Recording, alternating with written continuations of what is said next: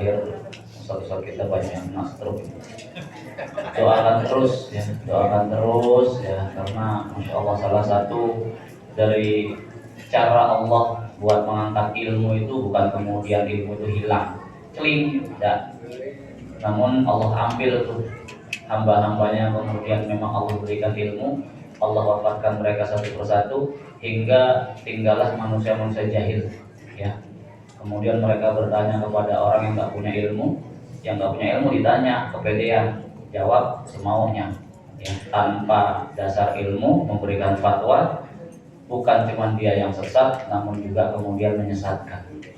Maka jemaah sahabat Allah Subhanahu wa taala, saya sebetulnya sudah bikin jadwal, saya nggak masuk jadwal, sengaja itu, karena udah keseringan kayaknya. Habis materinya, ya mau nyampaikan apa lagi bingung ya. Apalagi sudah banyak kemudian satu-satu senior yang menyampaikan materi, tinggal bagian sisa doang. Cuman ya qadarullah kebagian juga jadinya. Sekalipun bemper ya, biasalah. Tapi jemaah sahabat Allah Subhanahu wa taala ya, kita bersyukur kembali kepada Allah Subhanahu wa taala. Malam ini Allah jumpakan kita untuk kesekian kalinya dengan Ramadan, dan malam ini Allah pertemukan kita juga dengan 10 hari terakhir. Biasalah kalau masuk 10 hari terakhir, biasanya di WhatsApp itu status orang banyak tuh ya, seperti kuda pacu begitu mau masuk garis finish dia ngebut ngejar seorang ya termasuk mudah-mudahan kita yang kemarin 20 hari terakhir itu belum sempat hatam, kejar nih di 10 hari terakhir. Bapak Ibu yang semoga Allah Subhanahu wa taala, Allah Subhanahu wa taala zat yang maha sempurna dalam segala nama, dalam segala sifat, perbuatan, termasuk dalam setiap perencanaannya. Berbeda dengan manusia, ketika manusia dia membuat sebuah perlombaan, maka perlombaan yang digelar manusia itu sifatnya diskriminatif. Tidak semua kalangan boleh dan diizinkan untuk ikut lomba tersebut ya. Lomba balap karung misalnya ya. Lomba balap karung khusus anak-anak, terus pakai helm jongkok lagi balap karungnya. Itu lucu banget memang kelihatannya. Orang dewasa nggak boleh ikut itu ya. Lomba balap motor ya, kelasnya GP Formula One ya. Yang kelas-kelas Rossi aja yang kemudian bisa ngikut. Kalau kelas etek-etek nggak mungkin diizinkan. Itu juga kalau kemudian motornya memenuhi standar. Ini perlombaan yang digelar manusia, sifatnya diskriminatif, tidak semua kalangan kemudian dibolehkan ikut. Ada lomba khusus kaum wanita, laki-laki nggak boleh ikut. Lomba khusus laki-laki, perempuan nggak boleh ikut. Lomba khusus kakek-kakek yang masih enom yang nggak boleh ikut.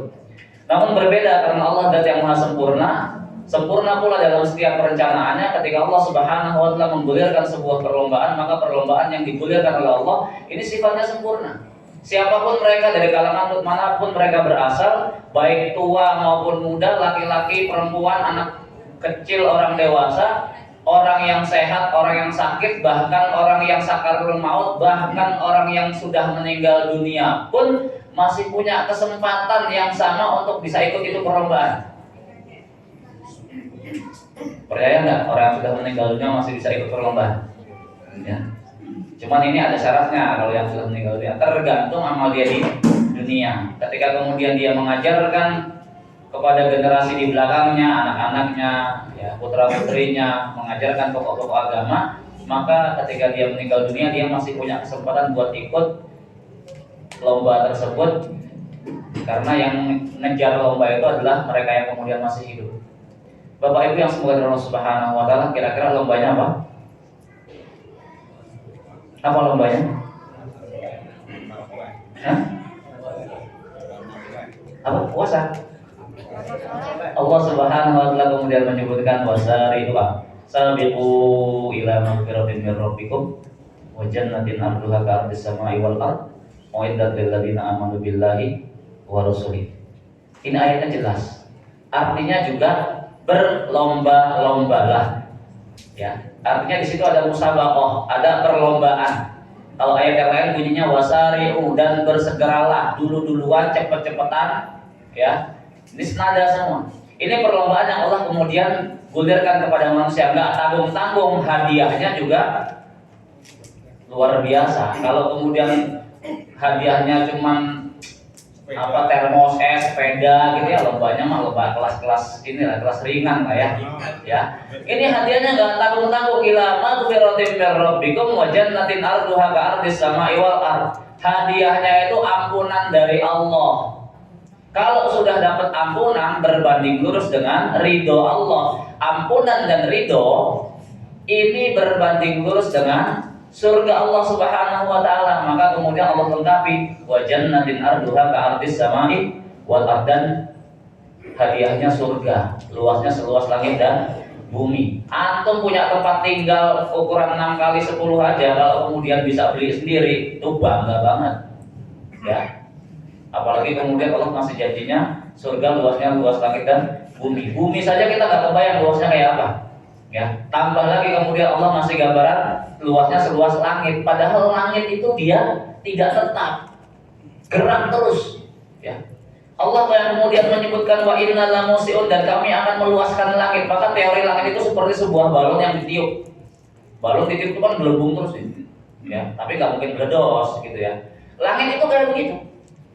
Karena Allah yang kemudian meluaskan terus meluas, maka jarak bintang antara hari ini dengan hari besok dengan tahun depan itu berubah terus, dia nggak tetap. Ya, jarak antara bintang bintang ke bumi itu dia berubah terus, semakin menjauh karena memang langit itu semakin meluas. Ya, Bapak Ibu yang semoga Allah Subhanahu wa taala, inilah kemudian perlombaan yang kemudian digelar Allah Subhanahu wa taala, hadiahnya nggak tanggung-tanggung, ampunan dari Allah dan jannah yang sangat luas. Ya.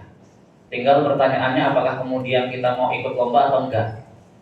Kalau tadi kita katakan orang mati saja masih bisa ikut lomba, tergantung kemudian amal dia ketika di dunia, apakah selama hidupnya dia kemudian mengajarkan ilmu agama kepada anak-anaknya, sehingga tatkala dia meninggal dunia berlaku bagi dia sabda Nabi sallallahu alaihi wasallam, idza mata ibnu adam inqata amalu illa min salah satunya adalah waladun sholihun yad'ulah, anak soleh yang kemudian mendoakan kedua orang tuanya. Dan demi Allah kita katakan, yang paling dibutuhkan oleh seorang mayit itu adalah ampunan Allah.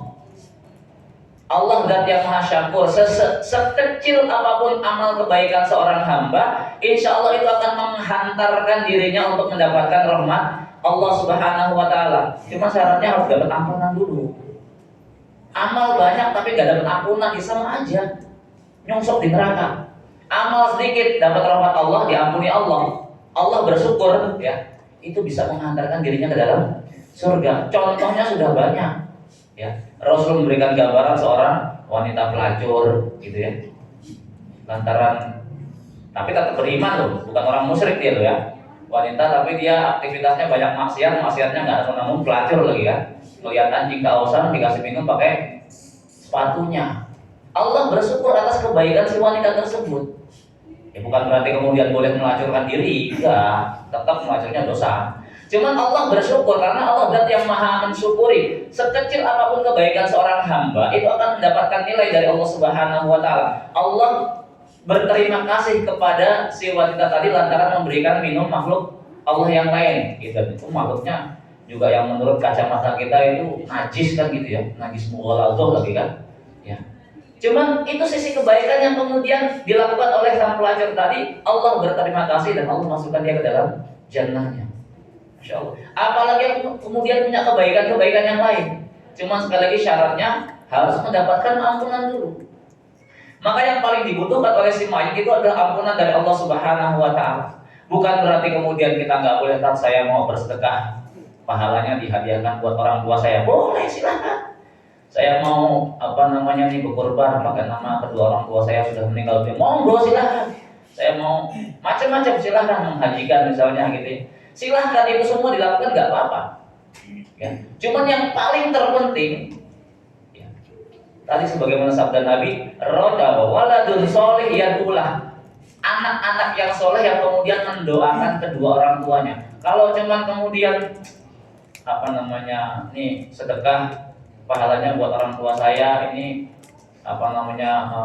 kurban, pahalanya buat orang tua saya, ini baca Quran, pahalanya buat orang tua saya, tapi dia nggak pernah mendoakan memintakan ampun kedua orang tuanya kepada Allah Subhanahu wa taala, jadi sia-sia nantinya. Karena yang paling dominan itu memintakan ampun. Sedikit apapun kebaikan seorang hamba ketika Allah memberikan ampunan, ini yang paling dibutuhkan.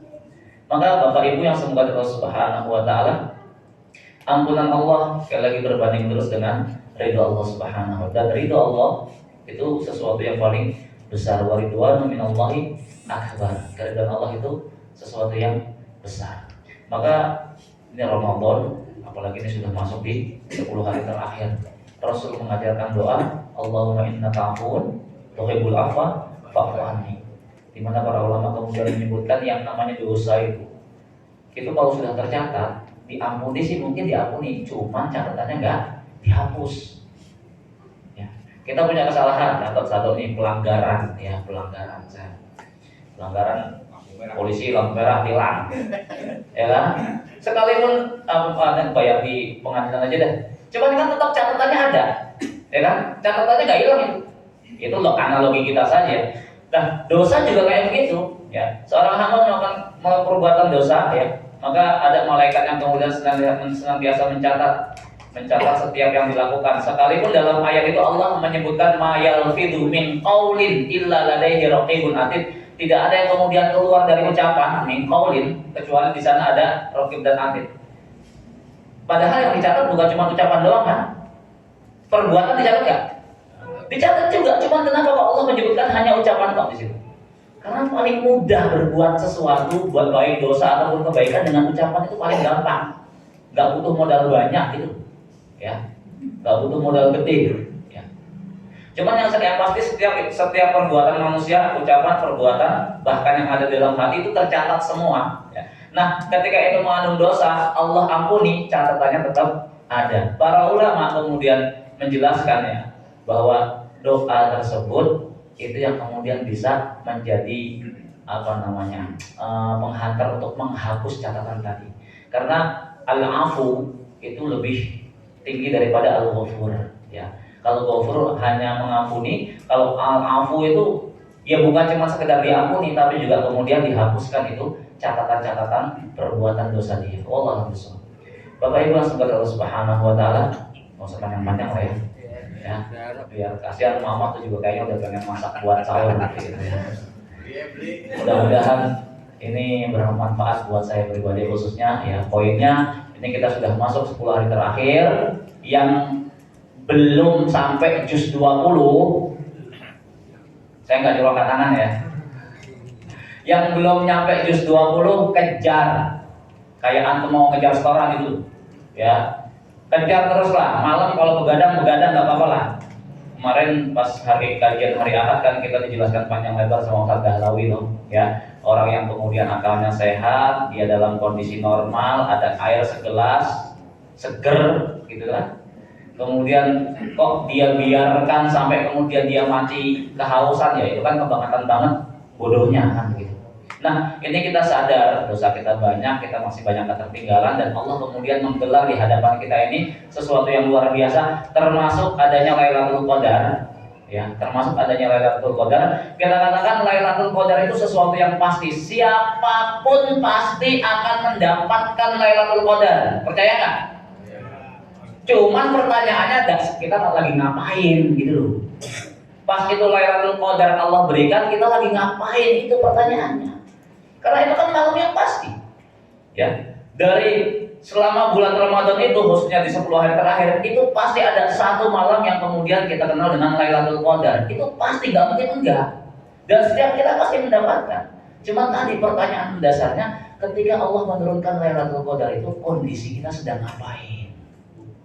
Apakah kemudian ketika kita sedang taat kepada Allah Subhanahu wa taala, banyak munajat, Allahumma amin, mudah-mudahan. Atau sebaliknya, waliyadzubillah, justru ketika Lailatul Qadar itu datang, kondisi kita sedang maksiat, waliyadzubillah. Saya masih ingat banget ceramahnya Ustaz Dahlawi juga ketika bahas masalah Lailatul Qadar. Gak usah nunggu kapan Lailatul Qadar, pasti dapat. Cuma masalah lagi ngapain. Kalau pas Lailatul Qadar kemudian lagi maksiat 80 berapa tahun itu? 83 tahun. Apa enggak kemengetan gitu, ya kan? Maka sekali lagi enggak usah nunggu-nunggu, udah taat aja terus, ketaatan terus. Berharap mudah-mudahan ketika melewati qadar itu Allah berikan kondisi kita sedang qiyamul lail, atau kemudian kondisi kita sedang qiraatul Quran, atau kemudian kondisi kita sedang sedekah, atau kemudian kondisi kita sedang ala kulli hal sedang melakukan setiap amal ketaatan. Bapak Ibu yang semoga Allah Subhanahu wa taala, ya, demikian mudah-mudahan manfaat. Aku lupa ilahada subhanakallahumma bihamdika asyhadu an la ilaha illa anta astaghfiruka wa atubu ilaik. Wa sallallahu ala nabiyyina Muhammad. Assalamualaikum warahmatullahi wabarakatuh.